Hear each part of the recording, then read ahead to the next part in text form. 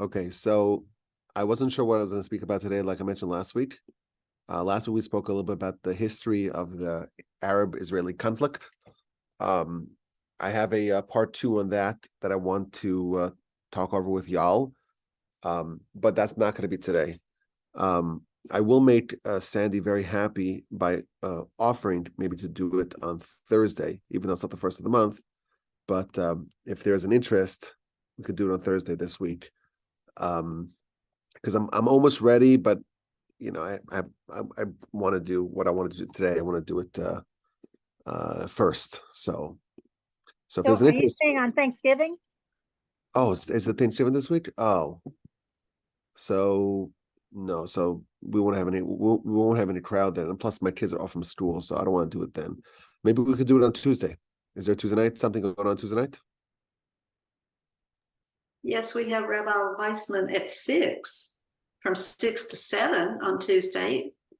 So I'm happy to do 7:30 or 7:15, whatever works. If there's an interest. If not, whatever, we'll just punt it.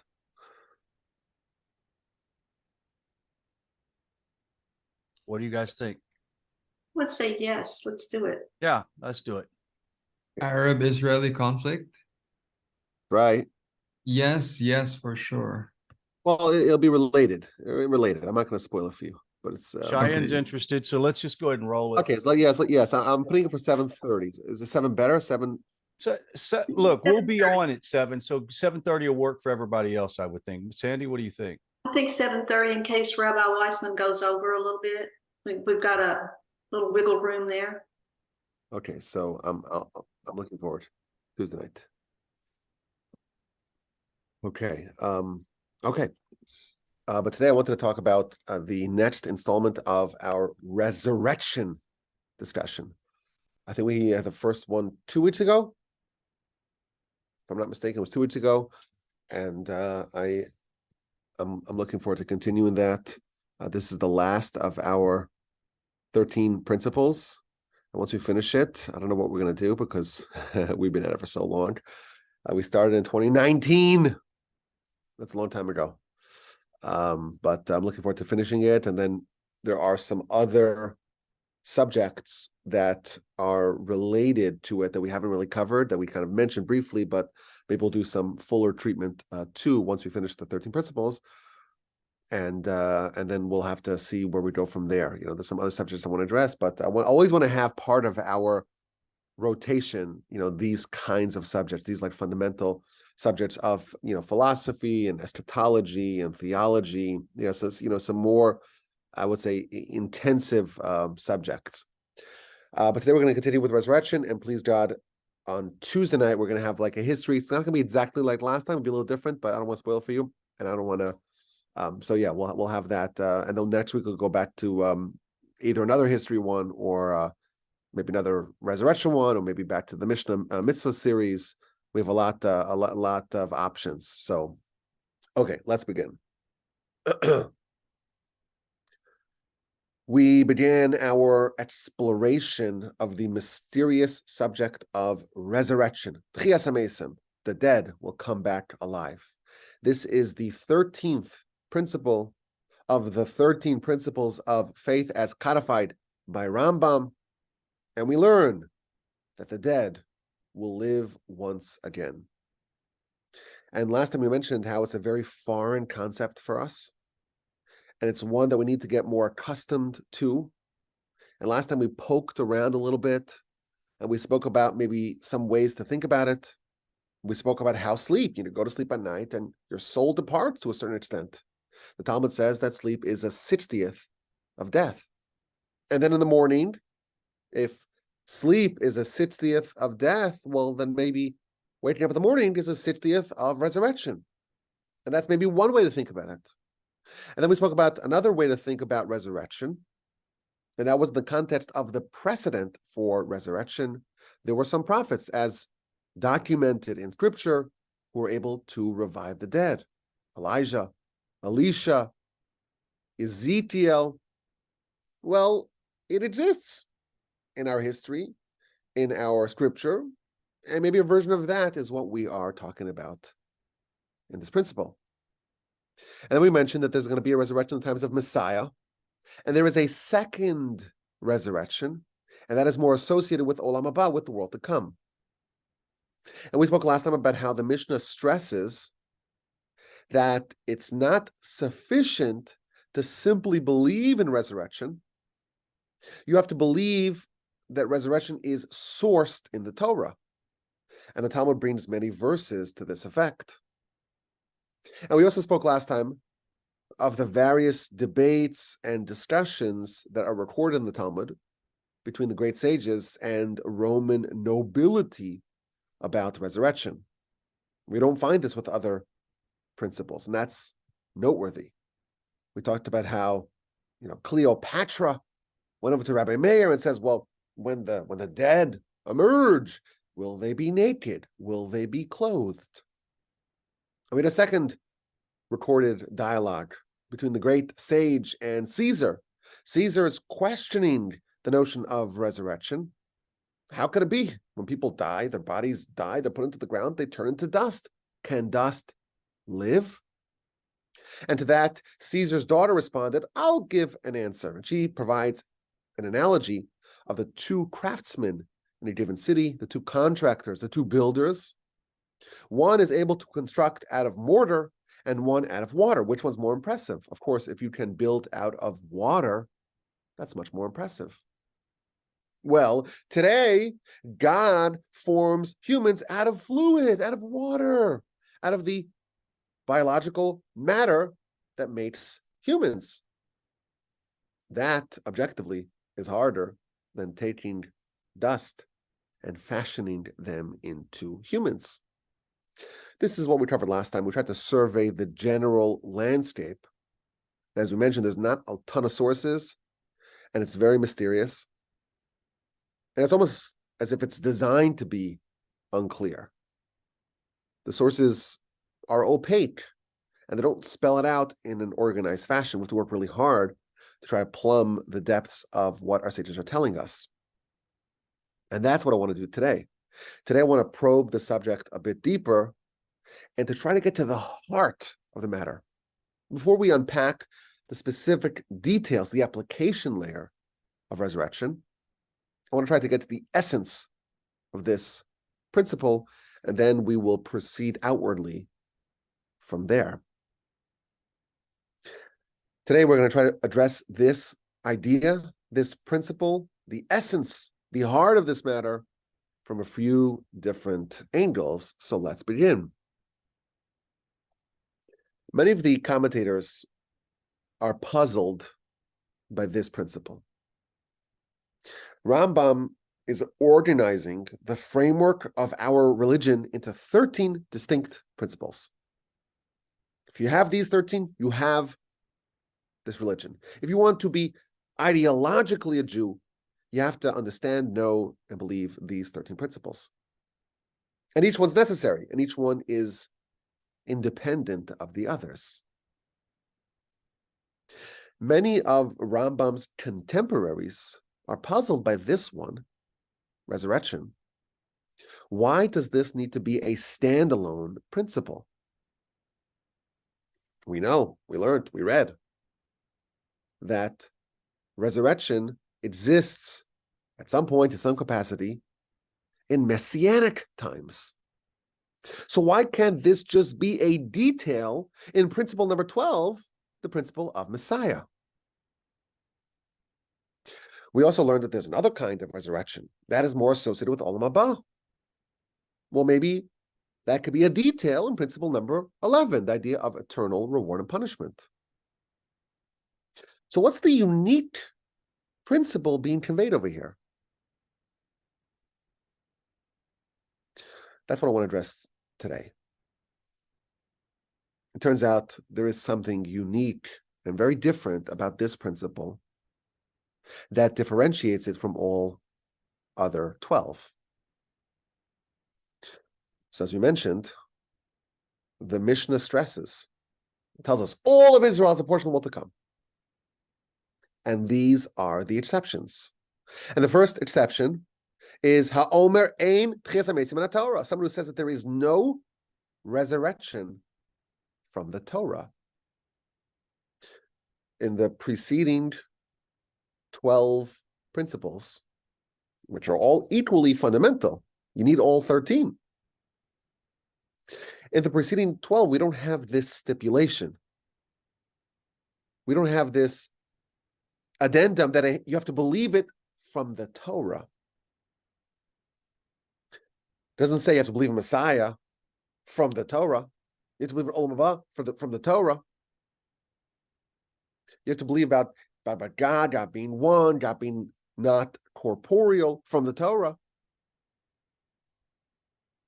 This is not an incidental aspect of this principle. It's quite central to it, as we shall see. The principle itself, it's not just a belief in the concept of resurrection. You have to believe in the resurrection from the Torah. Now, what does that mean? What does it mean? Resurrection from the Torah. And why do none of the preceding 12 principles have this stipulation? Here's the deep point. Resurrection, this principle number 13, is supernatural.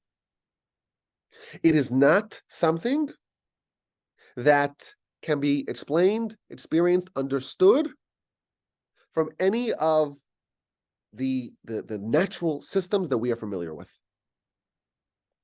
You cannot use your logic and your understanding of nature and the principles of physics to understand it.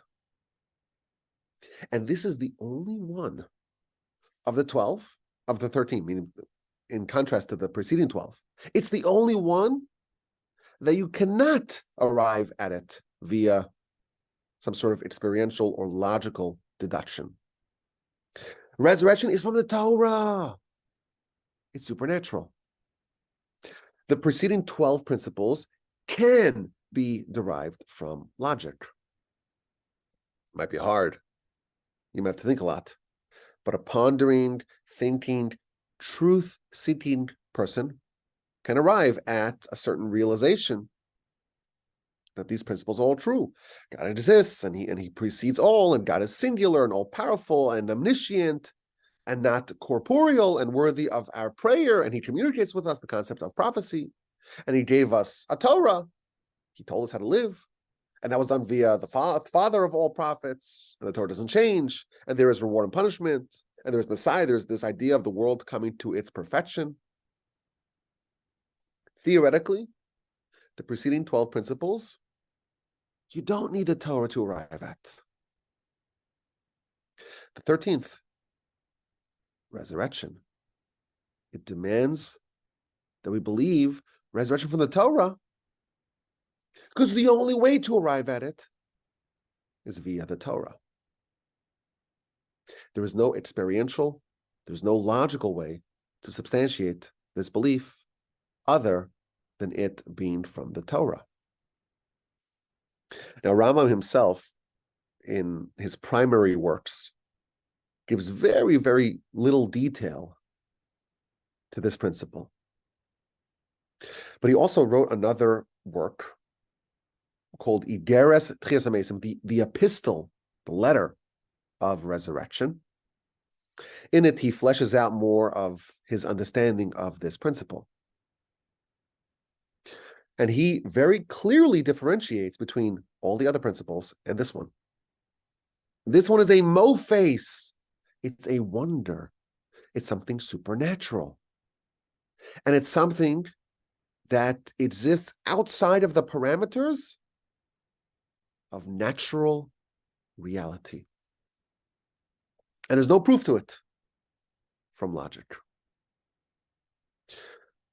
When we are talking about this principle, the essence of the matter is that it's resurrection from the Torah and not from any other source, because it is supernatural.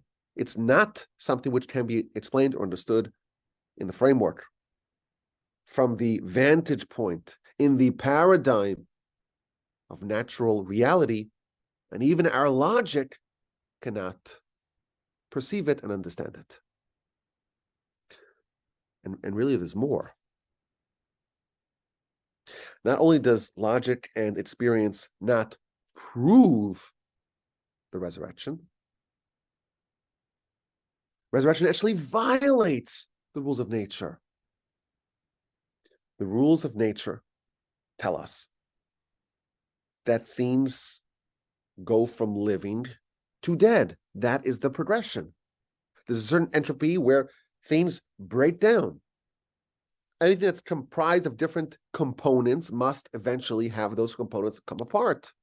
The body and soul, the hybrid, those two must separate.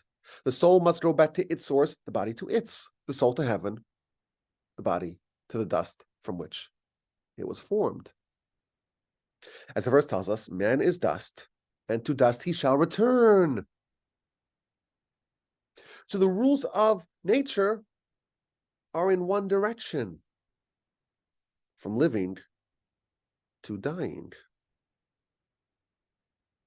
And thus, not only is resurrection not supported, so to speak, by the rules of nature, by logic, they are in opposition. And we see the sages engage with various Roman aristocrats in polemical debates, and they are making very good, sound arguments. They're saying, wait a minute, resurrection, the dead coming alive, that violates the rules of the world. And you know what? They're right. If the governing rules of the world, if nature, if that is applied universally at all times, even in the future, they're right. Resurrection is, in fact, infeasible. And we're not coming on logical grounds. We're saying resurrection comes from the Torah. It comes from a realm that is not subject to the rules of nature. And in fact, it's coming from the realm that dictates the rules of nature and can alter rules of nature at will. Last time we cited Rashi's comment to the Mishnah. The Mishnah says the person who loses Olam Haba is one who says there's no resurrection from the Torah. Rashi adds, even if a person admits and believes that there is a resurrection, but argues that it's not found in the Torah, koferhu, this person is a heretic. And they're uprooting the principle of resurrection from the Torah. And we don't care about their faith. Their faith is valueless. The only source for resurrection is from the Torah, from the supernatural realms. And again, there's a very deep point over here.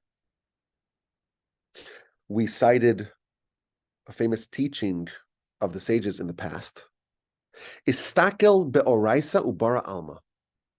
God peered into the Torah and created the world. Torah is a creation of God, but it's a very early and very high creation of God. And thus, it's the most similar to God, because as the creations go further and further away, it's more distant from God. Of course, all creations are completely subject and beholden to the Creator, but as things get further and further away, the light, so to speak, using Kabbalistic lingo, the light takes more and more stops, so to speak, along the way as it filters down, and the association is more distant. There's an association between the creation and the Creator. Torah is a very early and high creation of God. And thus, to a certain extent, God and his Torah are one. It's very hard for us to discern any difference between God and his Torah. Now, the world is also the handiwork of God, but it's a lower creation than Torah.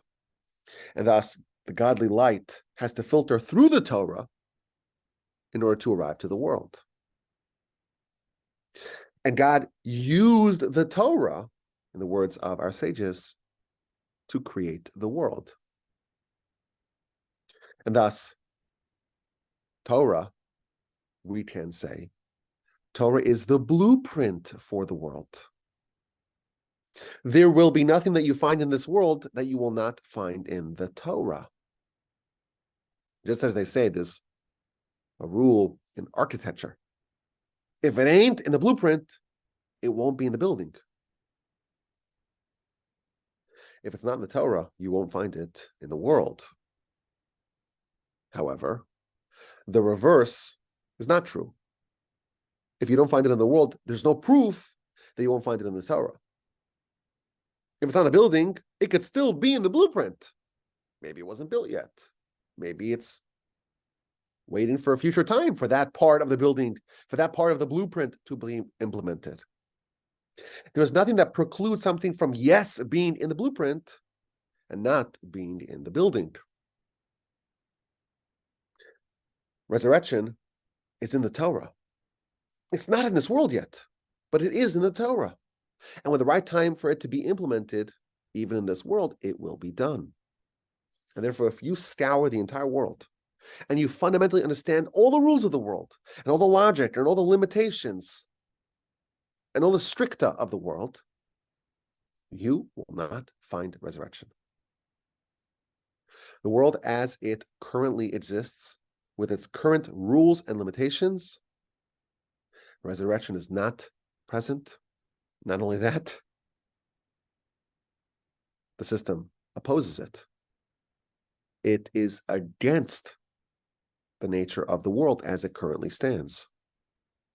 But how does nature work? How was nature created? Who dictated the limitations of nature? What is the governing rules of nature? That you can find in the Torah. God used the Torah to create nature. Torah is a higher creation than the world. And thus, if you find resurrection in the Torah,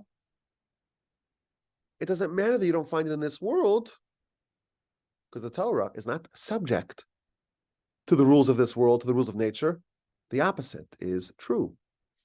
And when the time that the Almighty decides to pull the trigger, so to speak, a new reality, a new law of nature will emerge.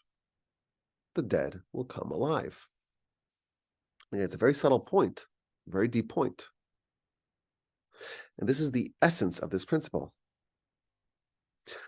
In the aforementioned epistle of resurrection, Rambam speaks about this specific point.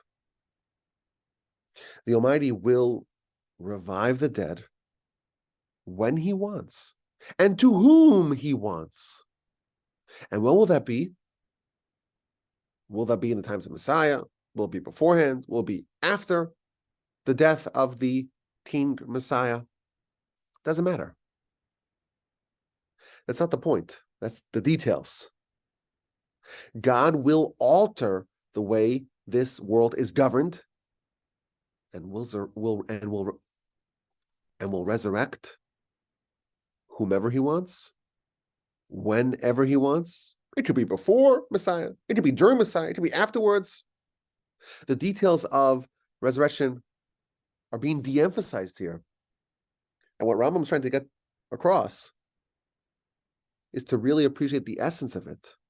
And the essence of it is that it comes from the Torah. It's from a higher realm. And when God will choose to change the rules of the world, He will alter the existing rules.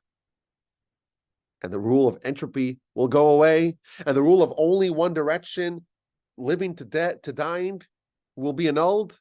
And the dead will come back alive. When will that be? Whenever God decides. To whom will that be? To whomever God decides. But the heart of the matter is that God is not subject to the rules of nature and of physics. Quite the contrary, He controls them. He controls them via His Torah. And He can, and He will alter them whenever and to whomever He so chooses. Now, to help bring this idea a bit closer to our understanding, I want to give an example of this idea. And again, it's another very subtle point. Adam and Eve committed a sin in the garden. And God told him, on the day that you eat it, you will surely die. And indeed, on the day that Adam ate it, he was condemned to die. The way the world would have worked, or worked prior to that, was that man was designed to live forever. Why should man die? What's wrong with man continuously living? That was the plan, but the sin changed it. The sin altered the nature of the world. And thenceforth, man has to die. The governing rules of the world changed with that sin. And you know what? Resurrection from the Torah. That is when the governing rules of the world will change yet again. And yes, if you look at the world today as it currently stands, the living die, and the dead don't come back alive, they remain dead. When God decides to change the rules of the world, the dead will come alive. Whomever God wants, whenever God wants. Resurrection is from the Torah. It is not subject to the rules, to the limitations of this world as it currently exists. That's the essence of resurrection. Now, to approach this from a different angle, in the Amidah prayer, the Shemona Esrei, you'll find a bunch of references to the resurrection in the second blessing of the Amidah prayer. Now, the name, every blessing of the 18 blessings, and then a 19th one was added, every blessing has a title, a name. And this blessing is called Gevuros, the might of God. And the blessing states, Atadibor, you are mighty. You are forever, eternally mighty, God. Mechayeh mesim, you give life to the dead. And then there's an interjection about rain. In the summer, you talk about the dew. In the winter, you talk about the wind and the rain. And then the prayer continues. God sustains life with kindness. Mechayeh mesim, God revives the dead with great mercy. God supports those who are falling. God heals those who are sick. God releases the bound. God fulfills his faith to those who are sleeping in the dust. Who is like you, one capable of mighty feats? Who is similar to you, a king who kills, makes people die, and brings them back alive, and sprouts redemption? And again, we have V'ne'emanata, you are trustworthy to revive the dead. Blessed are you, Hashem, the reviver of the dead. For those who are counting, it mentions resurrection 5 times and maybe 6 times, because it says he fulfills his trust or his faith in those who are sleeping in the dust, which implies they're sleeping in the dust, but they're going to wake up from the dust in resurrection. So maybe it's 6 times. But in this same blessing, it talks about rain, it talks about sustenance. It emphasizes that this is related to faith. And again, this is in every single Amidah prayer, 3 times a day, 4 times on Shabbos and festivals, 5 times on Yom Kippur. Every single prayer that we do has this entire blessing that's mostly dedicated to the resurrection. And in it, we talk about rain and sustenance, and it's manifested as a matter of emunah, of faith, and it's called the might of God. And it's not clear what this blessing is really about. And the commentaries all tell us, they all universally agree that these blessings are about God's might. This is about the things that are in the hands of God to the exclusion of anyone else. And the commentaries cite the Talmud. The Talmud says that there are 3 keys that are only in the hands of God, and he never gave them to anyone else. And they are the key of rain and the key of life, of babies being born, and the key of resurrection. And it quotes verses for each one of these, where the verses that God opens up these portals, the portal of rain and sustenance, the portal of life, of procreation, and the portal of resurrection. God will open up, so to speak, will unlock our graves. These things are controlled by God, and they're not controlled by anything else, meaning they're not under the realm of this world.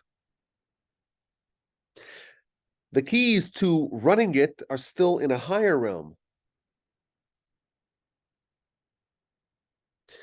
And you'll notice that in a lot of the discussions about resurrection in the Talmud, there are comparisons between resurrection and the rain cycle, and the planting cycle, and the agricultural cycle, and resurrection and babies being born. And in every one of the arguments, the sages are addressing the fact that, or the opponents to the sages are addressing the fact that that resurrection is not something which is existing in our world. The Caesar tells Rabban Gamliel, the dead, they're dust. Dust does not come back alive. Resurrection is illogical. And he's right. And that's not the point of our disagreement.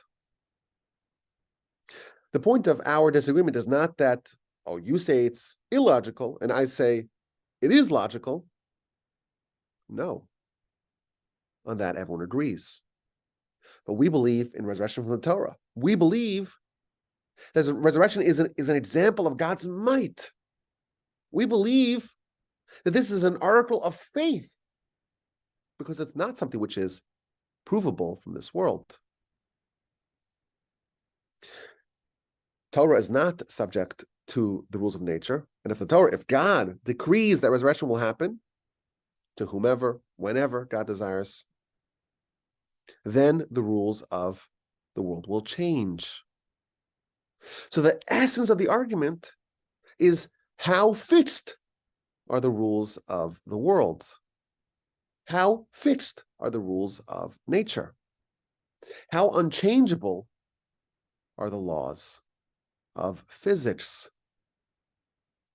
The Torah, that's the blueprint for the world.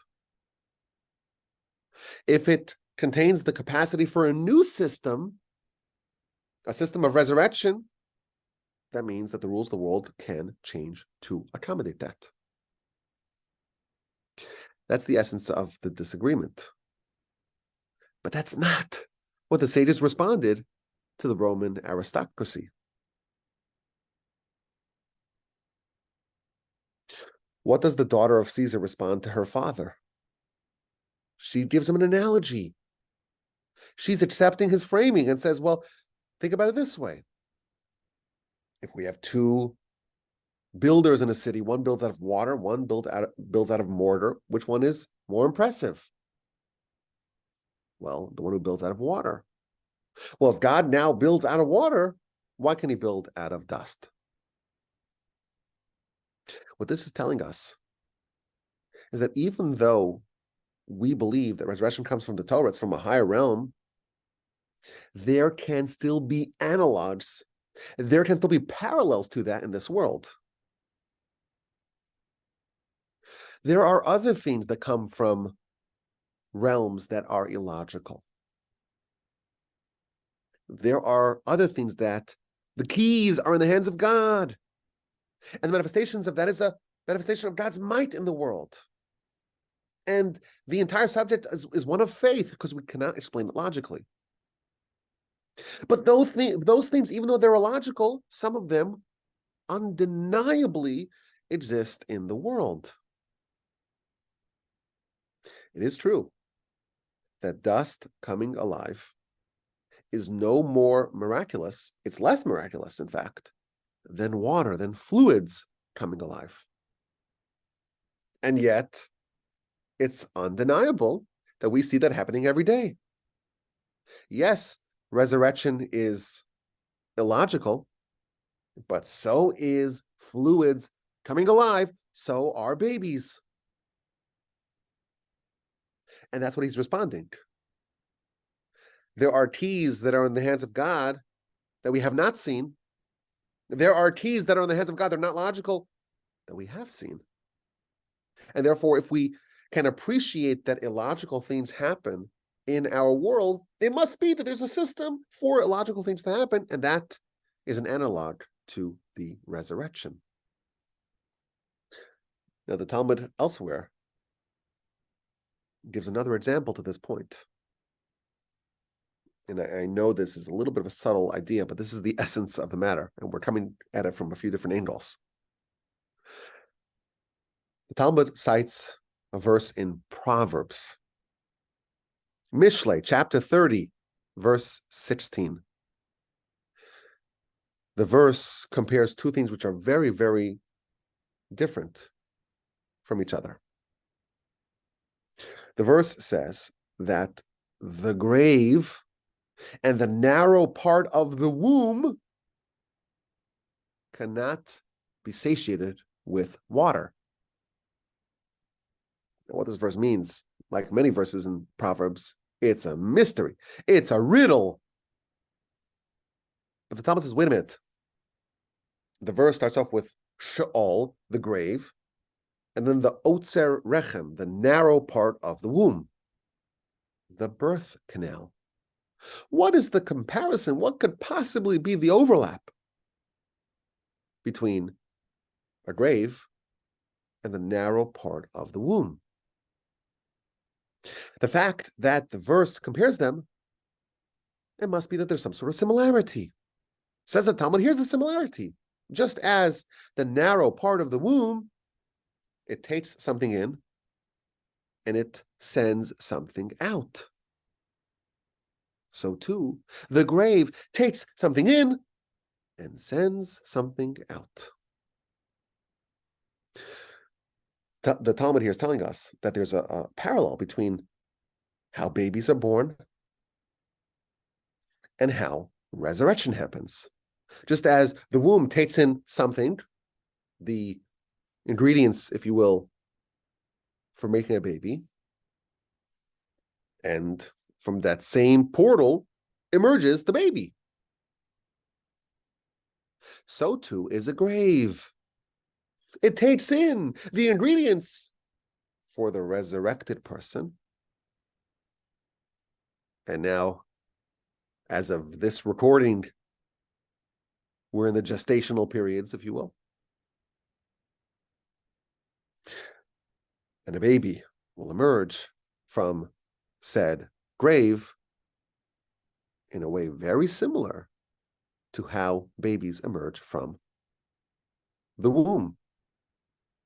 Concludes the Talmud, from here you have a response to those who say there is no resurrection from the Torah.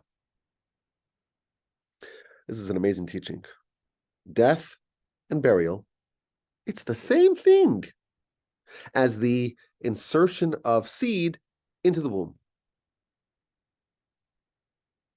It is also interesting, and I mentioned this in my book, that Hebrew does not contain proper names for the reproductive organs. And instead, there are euphemisms employed in the literature. The narrow part of the womb is called in the Talmud and the Mishnah, it's called a prosdar, which means a corridor, which is the same portal, or the same word that the Mishnah used for a portal, connecting this world to the next world. Oh, and the uterus, the actual womb, it's called a kever, which is the same word for a grave. Again, that's not a coincidence. That's another reference to this point that all these keys in the hands of God, these expressions of God's might, these things that we can only believe because they don't make any sense to us, these are parallels to each other, and we can deduce and glean and become comfortable with a notion of resurrection by examining other illogical things that happen that are manifestations of God's might, that are examples of God's, so to speak, the areas that he has keys to at play. Now, if you read this Talmud simply, the Talmud concludes that from this verse in Proverbs, chapter 30, we can refute those who say that there is no resurrection from the Torah. Now, the word Torah strictly means the 5 books of the Pentateuch: Genesis, Exodus, Leviticus, Numbers, and Devarim, Deuteronomy. Proverbs is not in the Torah. It seems like the Talmud says that this is proof that resurrection is from the Torah, but it doesn't cite a verse from the Torah. How is this a proof? Again, this gets to our central point. When the Mishnah says that this principle is, someone who questions this principle, someone who says that there is no resurrection from the Torah, it doesn't mean that there's no proof of resurrection in the Torah. It means that as well. But it means that resurrection comes from the realm of Torah, from a supernatural realm. It comes from a world that is above the rules of this world. Now, there's a very famous piece of Rambam where he addresses the flaws, the weaknesses in Aristotle's thinking. He says that Aristotle would reject anything that is supernatural. And the Rambam brings a disproof, a refutation of Aristotle with this example. He says, if you knew all the rules of the world, all the laws of nature, all the laws of physics, but you never knew how babies came into existence, you never saw a pregnant woman, and someone tried to persuade you that the way babies come into existence is they inhabit the insides of a woman for 9 months, and then they come out alive. You would never believe that, because it's just not possible. It violates the rules of our world. It's not possible to exist inside another person's body. You would suffocate. It's illogical, yet it is undeniable. And from this one example, we can see something existing in a supernatural way, and this can be ported over, and this can help us understand or become comfortable with a general notion of things that are not logical, yet existing because they are a reflection of the keys of God. When Cleopatra asked the great rabbi to explain resurrection and whether or not the ones who emerge, will they be clothed? Will they be naked? He responds with an analogy of the wheat. The wheat goes in naked, and it emerges with lots of layers of chaff. It is clothed. And certainly, the righteous who are buried with clothing, they will emerge with clothing. This is another example of what the sages are doing here.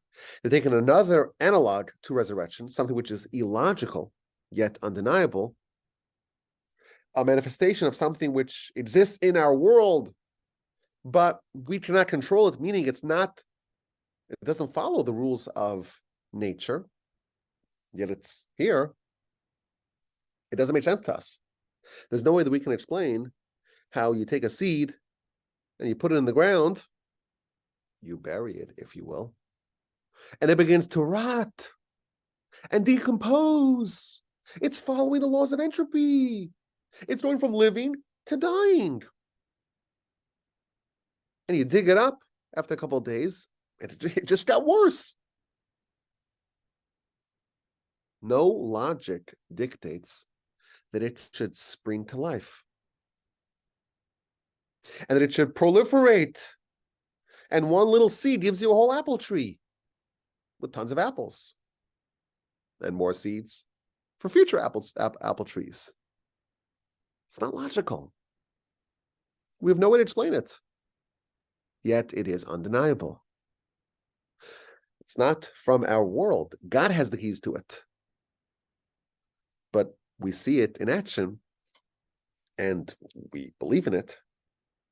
And that can help us grow comfortable with ideas being illogical yet true. Yes, they contradict the way the world works currently, but we have faith. We believe. We acknowledge that there's another system, a higher system, and we see parallels to that system in action. And that's our relationship with the resurrection. If someone just believes in it, but doesn't accept that, Rashi says he's a heretic, because that's not the belief. The belief is to believe in resurrection from the Torah. Every act of planting, our sages tell us, is an act of faith.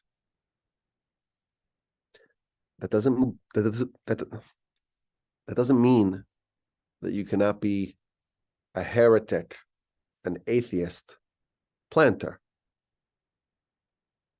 That means that when someone does something and they cannot explain, there's no logic, there's no rules of this world that can explain how the result, the expected result, is going to be what they want, and they do it nonetheless, that's the realm of Emunah. That's why when we talk about this second blessing of the Amidah, it's all about the faith that we are displaying in all these areas, in rain and the agricultural cycle and babies being born, and in the resurrection. And of course, we saw how Rabbi Meir tells us that the righteous will emerge like wheat, they'll be clothed, but in many other places, for example, Ksubos 1:11b, it describes the righteous emerging, sprouting out of the ground, and quotes verses to that effect. In Jerusalem, they will surface in a way very similar to plants. We started off by asking a question. Why is resurrection a standalone principle? If it's just, hey, this is a feature of Messiah, this is a feature of Olam Haba. It's not a feature. It's a standalone principle. And the principally is about the notion of God being in control in ways that are not explainable by our world. It's about the dominion of God and his complete mastery over the world and his complete control over the world. And in his Torah, he tells us that at some point he will change the rules of the world and he will revive the dead. And Rambam himself tells us this in his aforementioned epistle. He says that someone who repudiates this principle is effectively repudiating the notion of the supernatural, is effectively repudiating the notion that God controls nature and that God gave us the Torah. That's the principle. God exists, has all the power, is not subject to the world. The Torah is not subject to the world. And this world and its rules can be altered by God effortlessly. And this is going to help us as we get into the next phase, if you will, or into some of the next phases of our studies. For example, Rambam, in his writings on this principle, he stresses that resurrection is only for the righteous. And then the full citation that he quotes is that, well, reign is for everyone. Resurrection, that's only for the righteous. If you just read that on its face, it would make no sense to you. What does reign have to do with resurrection? What he's telling us is that when God deploys this higher level, this supernatural, this illogical way of treating the world, the keys that are in the hands of God to the exclusion of anyone else, when it comes to reign, that's for everyone. When it comes to resurrection, that's only for the righteous.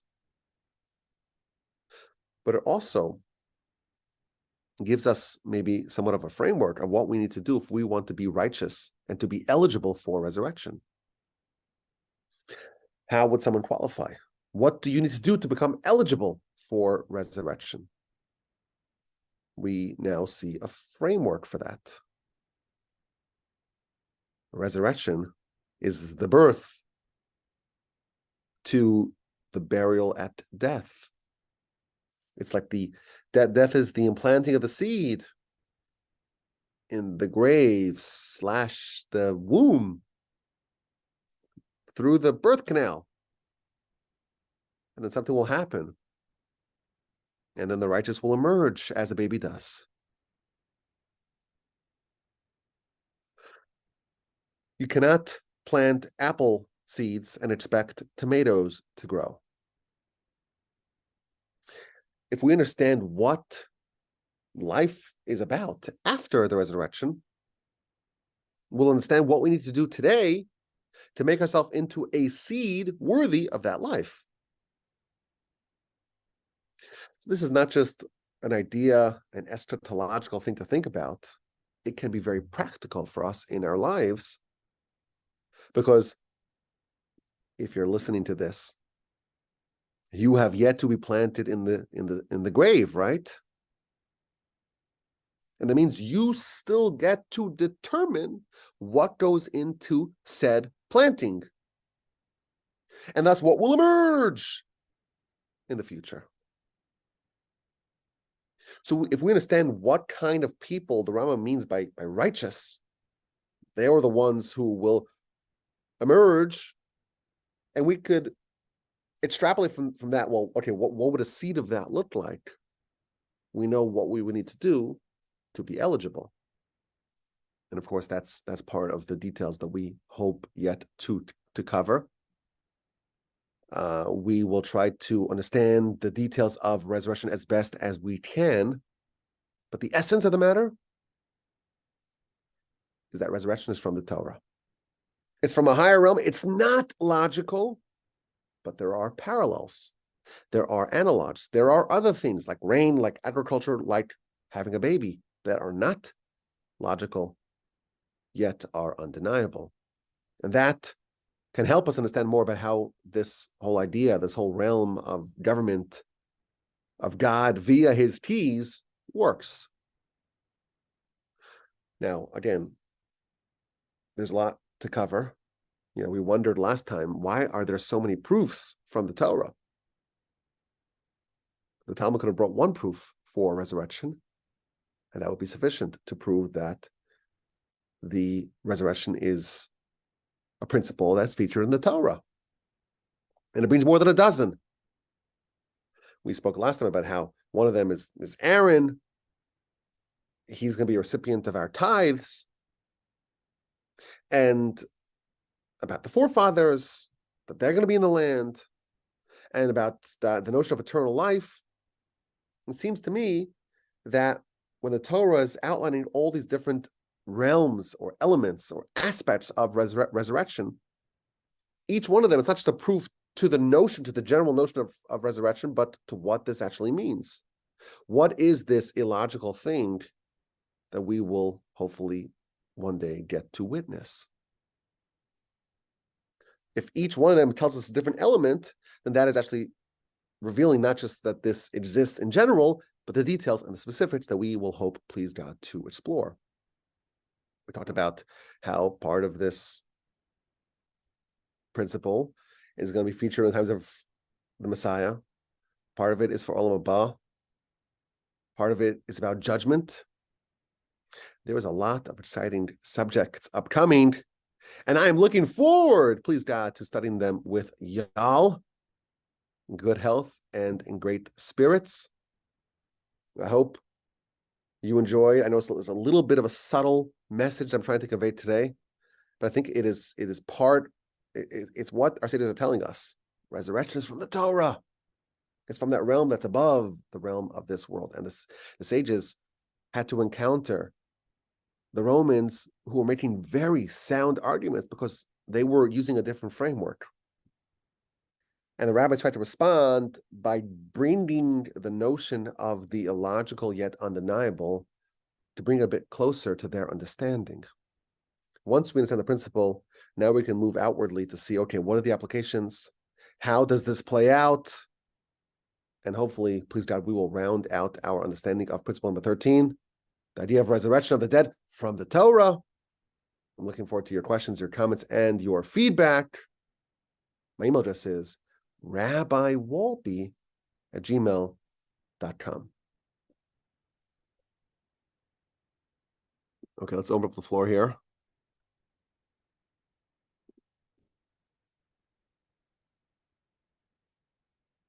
I saw David. David has his hand raised. Go ahead, David.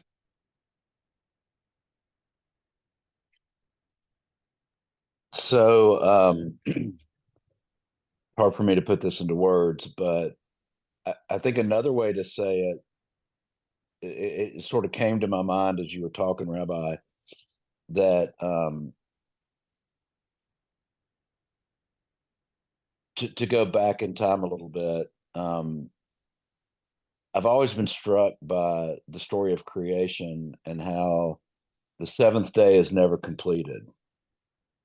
There's never an ending of the seventh day that says there was, morning and night, a seventh day, which always led me to believe that all of existence since the day of creation has been, in essence, the seventh day, where we're supposed to partner with God to create the world, to perfect the world, to finish the world.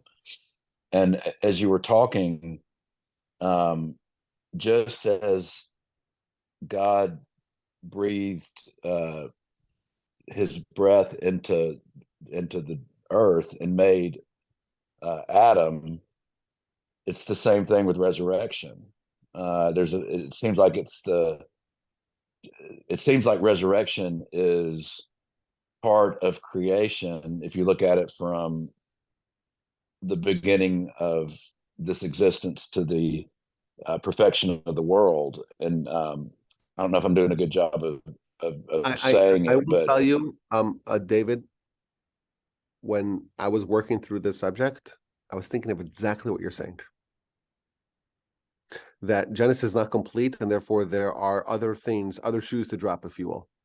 And one of these other right. shoes to drop are when we become worthy of it, when we partner with God, so to speak, to finish it, then that other realm of the original plan will be implemented. It's like you were saying, the seeds of our bodies are planted again to be created again as fully formed people, when really, if you want to look at it this way, at the end of creation, at the perfection of creation, we'll be recreated. And so it's the same thing as saying that it's beyond science, it's beyond logic, it's otherworldly, because it's part of creation. It's the same thing that happened when God created Adam. He resurrected Adam, if you want to look at it that way. Yes. That's yes. You understood exactly what I wanted to say. Amen. I've got to run because I've got a brunch date with my daughters who are visiting from out of town, but I'm glad I got to study with y'all, and Shavua Tov, everyone. Take care. Keep the beard. Do us a favor. Thank you. Take care. Rabbi, this is Eliana. I have to leave as well, but thank you for a great tour. And always a pleasure to share these teachings with everyone in this group. Well, thank you, Eliana. That's I very much appreciate that, and it's great to have you here. And we hope to see you. Please, God, next opportunity. And thank you for your kind words. Thank you. Go ahead, Joe. Thank you, Rabbi. Can I get you to multitask 2 questions? Sure. One is on the issue of eternal life, and the other is the Genesis 2 Garden of Eden deception story with in eternal life. I came across this argument a lot because my graduate training was in the biological sciences, and somebody was arguing that you can't have life, eternal life, but I found there's actually a tree called Methuselah. It's a pine tree, and they found that it's 4,853 years old, and it's still alive today. And that seems to show that eternal biological life might be possible. Your comment on that. And the other issue is in Genesis 2, I think you said humans were designed for eternal life. I agree because of Methuselah, the tree. But then why did the Creator put the tree of knowledge of good and evil in front of Adam and Eve, apparently knowing that it would cause death? Thank you. Okay, so 2 excellent questions, or first one was more of an observation / comment. I will say that there's a difference between eternal life and very, very, very, very, very long life. Even something that's 4,000 years old, it's not eternal necessarily. You know, the world, they say it's what 4 billion years old Earth, but in 100 billion years from now, is Earth still around by any estimation? Probably not. Our sun, it's a relatively young star, but in whatever trillion years, it's not going to be around. That's what they say. Again, I don't know anything about this, but eternal means not 5 years, not 500 years, not 5,000 years, not 5 million years, not 5 trillion years, not 5 billion years, not 5 quintillion years. It's outside of the realm of time. The existence of life outside the realm of time completely, it's not something that we really have a parallel to in this world ever since Adam's sin. And that's really what resurrection is about. It's about a change in the world, a change in how the world operates, and a restoration of the world the way it was prior to Adam's sin. So that will be my comment on point number 1, multitasking. Point number 2 was why God, your question was, why did God tempt Adam and Eve by placing the tree in front of them? It's a very good question, and it's a very hard one for me to answer. But I'll tell you what our sages have said. It's very hard for us to answer because we're asking why God did what he did, right?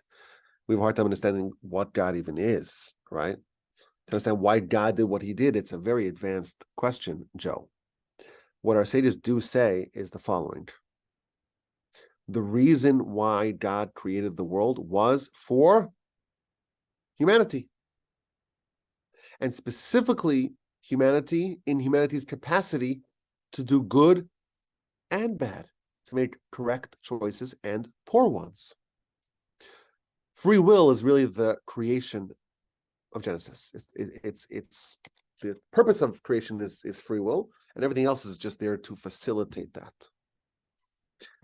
And the reason why free will is the objective of creation is because free will is the creation of an independent entity outside of God. And of course, God allows that. And this is basically all of Kabbalistic literature is about this question. How can God limit himself, tzimtzum, him, so to speak, shrinking himself to facilitate a void, so to speak, for other things to have independent existence, meaning free will. Someone to choose or to reject God, and someone to really have freedom and it not being bound and governed and overseen by God. It's a subject we spoke about many, many times in the past. Very, very big, big, big subject. When we say man, we almost always mean mankind. Just I have to always say that again because I don't want to get canceled here. Humanity. When humanity chooses independently to accept and embrace the notion of God, that is a change in the dominion of God. In the words, some of the classic way it's phrased, God goes from a dictator, a ruler, to a king. And that's the objective of all creation. And therefore, there has to be a free will test. There has to be a challenge. There has to be the capacity for good and for bad in order for the fulfillment of the wishes of God in creation. There has to be a test. And the nature of Adam's test is different than the nature of our tests, but we're just, small fractal element of Adam. So again, you're asking a question that really it's a subject of whole books. But that's the answer. Go ahead, Joe. You're on mute though. We cannot hear you. I don't know if you were waving to ask a question or you're waving to signal your approval. Okay.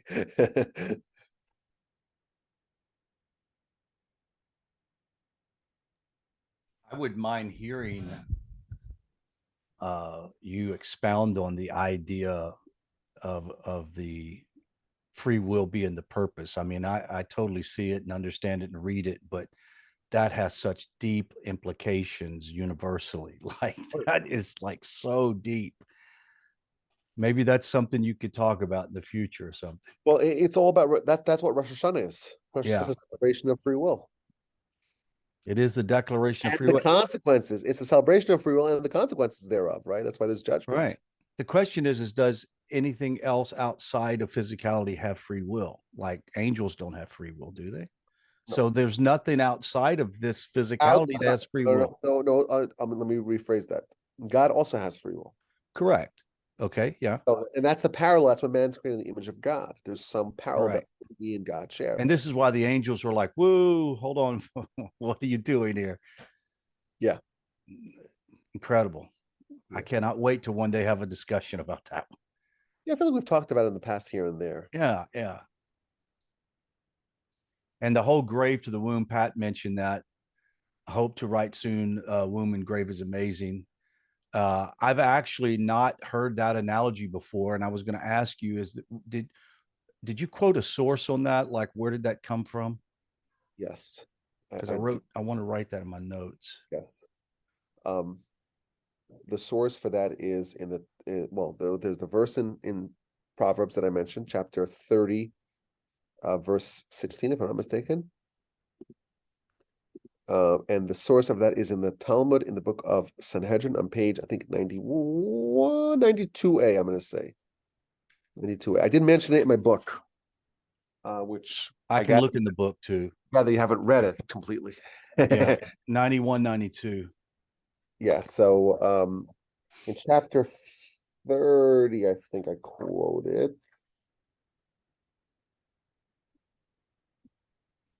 Yes, it is Senator 92A. 92A. Okay. Yes, and we'll still speak more about it.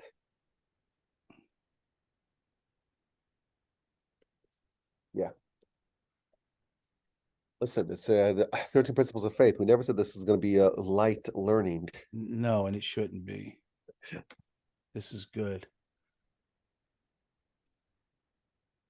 As that is just a profound idea. It's beautiful.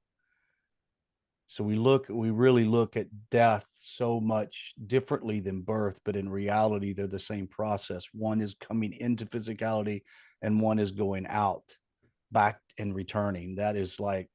There is a midrash that I did not quote that says that, like, yeah, when someone is born, we start thinking, okay, well, they're born and they'll live and they'll die.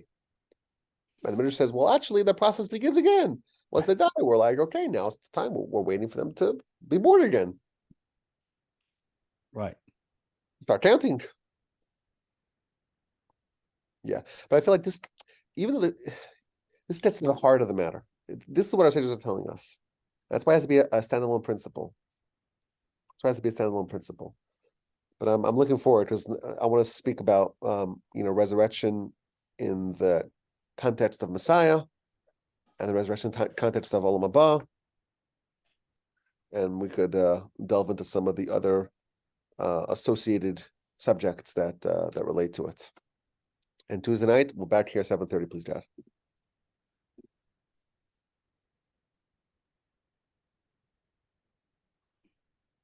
Yes. Okay. David writes that he got the Mashiach cards that I sent. Now we just need to get with me to the translation of the blessings. Was the Mashiach cards not in English? Only in Hebrew? There you go. Yeah, it was just Hebrew. It's just One day I'll get a chance to learn Hebrew. Just give it to your David. Give it to your son. There we go. Right. If anyone wants me to send them, it took me a while to send them because I'm just slow. I apologize. So just send me your mailing address. Send me an email with your mailing address, and I'll mail it out to you. So, okay, who else wants to chime in here? Anybody else? Yeah, I have a question. This is Paul. The mention of Caesar's daughter, I just wonder, do you know more about her? Is it the same Caesar's daughter that also answers for about the question of Eve, the creation of Eve, and it not being theft, and why Eve is not, why Adam is put to sleep, etc. I just find it interesting that Yes. that It does not. Yeah, it's you see, guys, Paul listens very carefully, very, very, very carefully. The Talmud elsewhere says that when why did God put Adam to sleep? Is he a thief coming in the middle of the night, putting Adam to sleep and stealing one of his ribs? That was the Caesar's question. Where's that? That's also the book of Sanhedrin. That's what, at page 38, 39, 39. Where's that? That 39a?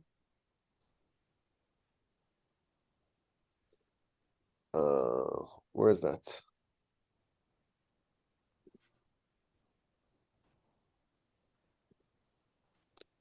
So Paul wants to know, is that the same Caesar's daughter?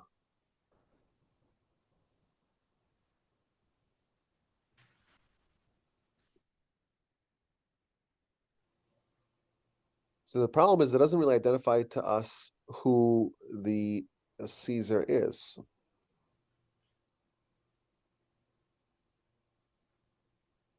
Okay, yes, I did get it correctly, I think.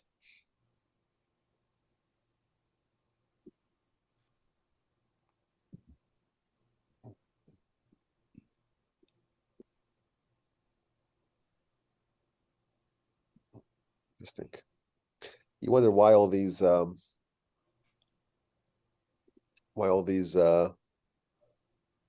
daughters of aristocracy,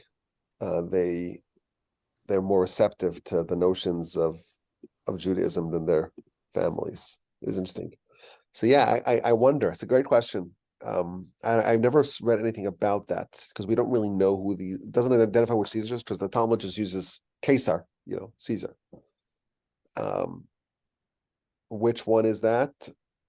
So we don't know. But I think it's probably a trend that we can say with a certain degree of confidence that families of the Roman nobility were attracted to Judaism. We know that Onkelos is a convert. He was a nephew of the Emperor Nero, or one of the other Caesars. Okay, so Joe, to answer your question, did I agree to continue the Hamas-Israel issue on Tuesday? I did agree. But again, it's not going to be, what I'm planning to talk about is a little bit of a tangential subject, but it's also going to be very interesting, I believe. I'm not ready to do the next one in that series, like kind of the continuing history, but something which is tangentially related. So, and if it's not doesn't work for you tonight, you could catch it on the podcast.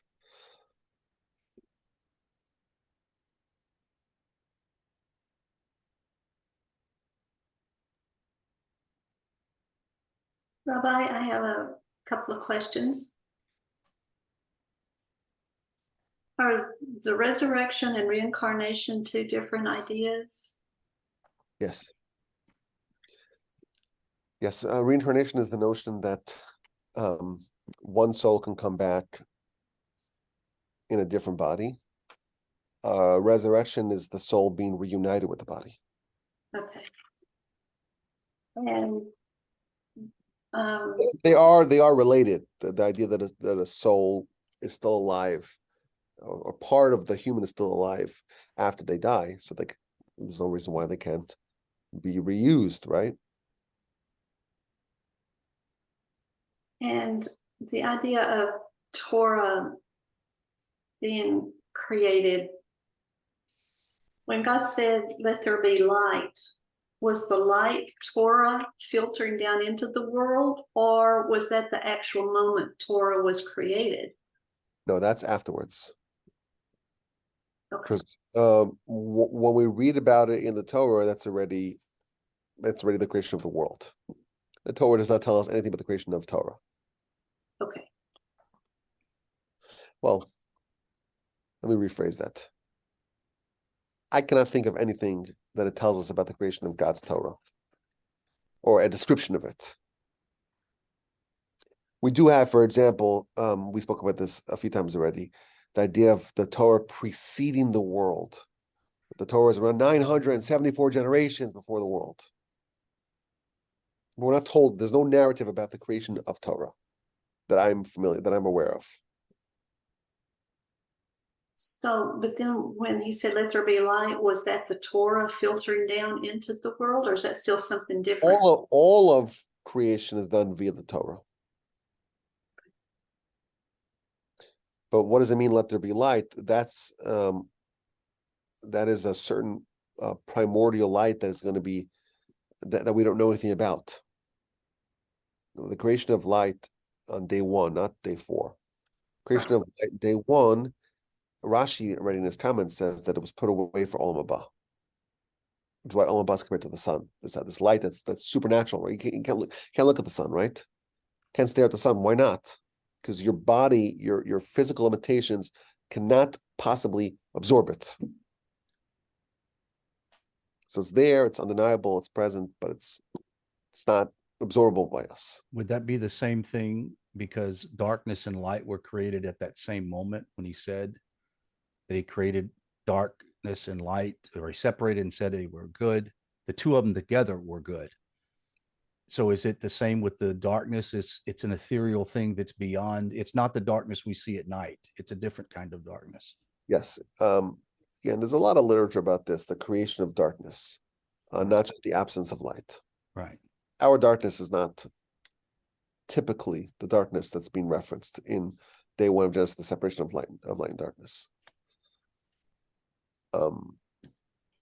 Again, this is all the mysteries of the Torah, and all we are in this, we're literally in the dark. Well, that's the dark that was created, right? And we're in the dark. Right. Okay, Sandy, what else you have? Do we cover everything? No. No, one more thing, and it's more like an analogy. So if this is too weird, tell me. When you were talking about the grave in the womb, the similarities there, I started thinking about the Garden of Eden. Could the Garden of Eden, in an analogy, be the womb? Adam was placed inside the garden, like a baby is placed inside a womb. There comes a time when a baby has to be expelled from the womb. There came a time when Adam had to be expelled from the garden. What is placed in a womb is very different than what comes out of the womb. So the body that Adam had in the garden, was it very different from the body that came out of the garden? Is that too weird to make those analogies? Well, I don't think it's too weird. I'm not sure it's a perfect parallel, because the reason why Adam was kicked out of the garden is not because that was the law dictated that it had to be like that. It's because of his decision. His decision to reduce himself, his decision to sin. That's what caused him to be expelled. It wasn't like it was a natural. It was just a law of nature that it had to be like that. So that's the weakness in that parallel. But it's not. It didn't have to be like that. It shouldn't have been like that. So that's why I would quibble with your analogy. Okay. Thank you.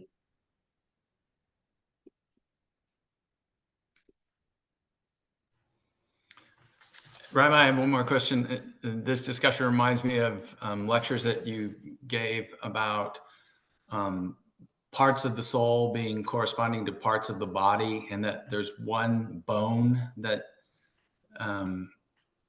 Luz bone. is sort of the seed of. Yeah. I hope they get into that. We spoke about that actually exactly. Let's see, it's this week's parsha. This week's parsha is Vayetze. That's when it talks about Jacob was in a city that was originally called Luz. So that's associated with the Luz bone. So if let's see. Exactly last year and 2 years ago we spoke about the Luz bone on Parshas Vayetze.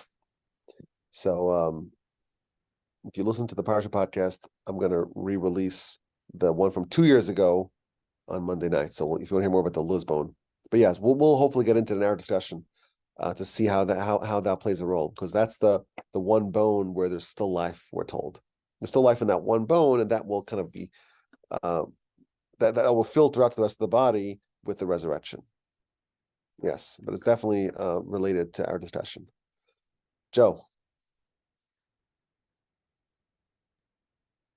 Could I please ask you to reconsider Sandy's comment about the womb and the garden, because I got the impression you were saying that Adam and Eve, or humanity, had to experience a departure from the Creator, some sort of sin, in order for us to really understand what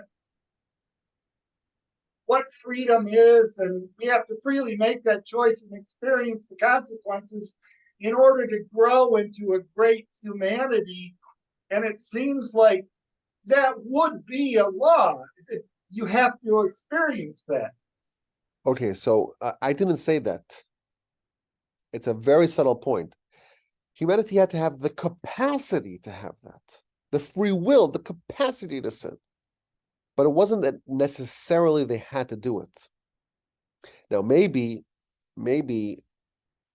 it was bound to happen. They were doomed to happen. There were indications that it was going to happen. But to say that it was a law, the lights or akin to the law of babies not lasting in the womb for, beyond a certain point, they have to leave. That's where I'm quibbling. And again, to your question was, well, why did God tempt them? And I said, well, that's the idea of free will, but it has to be that they chose it. And why they chose it, what was the rationale for choice? That's all a separate question. But it wasn't a law mandating that they had to leave, that they had to make their own choice. I mean, it was the right choice. I don't know, but seemingly it was the wrong choice, right? But that wasn't. That's why I'm quibbling with. I'm happy to reconsider it. I will reconsider it, but I still think that it's not a perfect parallel, given the fact that there was a choice that they made, and they could have made the other choice, and then it would have been very different. We have a lot of literature about what would have happened had Adam and Eve not sinned. I spoke about that also in the past. So that's why, Joe, I quibble with Sandy's analogy, even after reconsideration.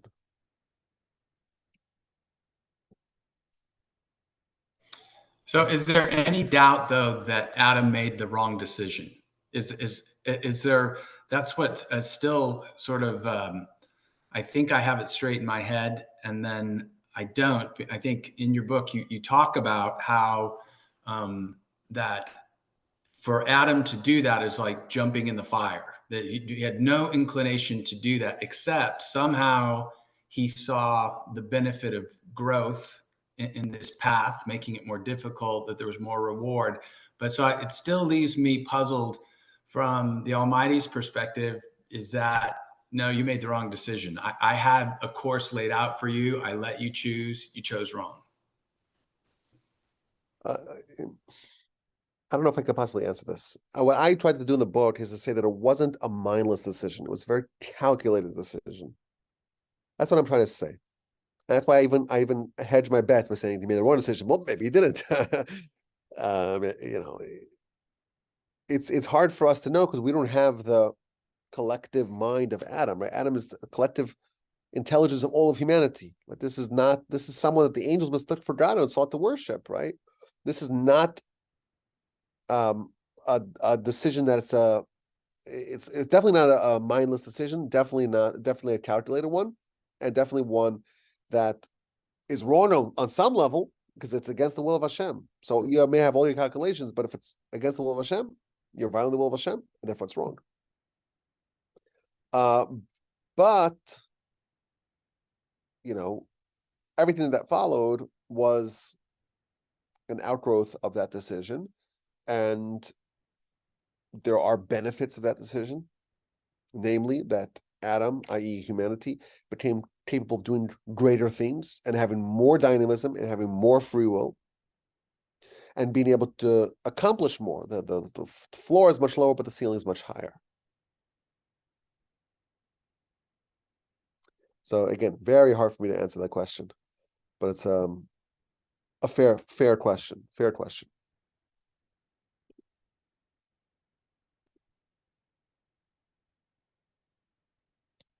Okay, this was a lot of fun. I appreciate this. I really enjoyed today's conversation because it's a subtle point, it's a subtle point we're trying to talk about. But I think it's necessary before we go any further, before we dig into the Messiah and how it works and which body we matched with and why, and the judgment, all the details. I think it's important to address the central point as hinted to in the Talmud and as explicated by the commentaries. I think we're in a very good place now to proceed. I spent a lot of time thinking about how to actually approach this principle because it's so mysterious. You're trying to find a little door, a little entrance, a little portal to get into it. But I think we're in a very good place now, and hopefully we will be able to continue our discussion of this principle. And then, of course, Tuesday night, please God, we'll get together here on the same channel and talk about matters of history, but really the Arab-Israeli conflict and the related issues. And then we'll do maybe more of those in the upcoming weeks, please God. So I'm looking forward. A lot of fun. Great. Fantastic. And this evening, 3 p.m., Rabbi Carmi Ingber will be here. Looking forward to seeing you guys. Everyone, best regards. See y'all on Tuesday, please God. Take care.